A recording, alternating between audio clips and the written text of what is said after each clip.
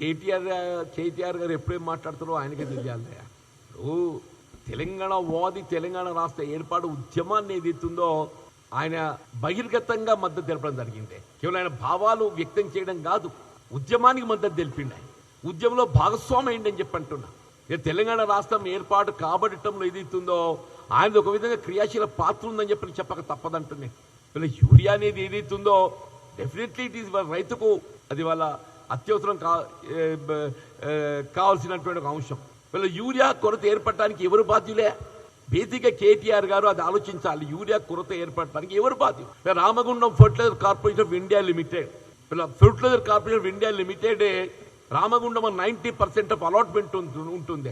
దాదాపు 60,000 మెట్రిక్ టన్నుల సరఫరా కేవలం Ramagundam fertiliser corporation of India limited తోని సరఫరా చేయలేక, కల్పించబడలేక అది బ్రేక్ డౌన్ కావడంతో మన కొరత ఏర్పడ్డది.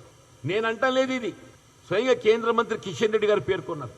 Ramagundam fertiliser corporation of India limited break down కావడంతో తెలంగాణ రాష్ట్రానికి ఇదే సరఫరా కావాల్సినటువంటి ఒక యూరియా ఫర్టిలైజర్ దాదాపు 60,000 మెట్రిక్ టన్నుల కొరత ఏర్పడ్డదని చెప్పని వాళ్ళ బీజేపీ ఎన్డీఏ కూటమి కిషన్ రెడ్డి గారు పేర్కొన్నారు. మరి ఎవరు బాధ్యుడే?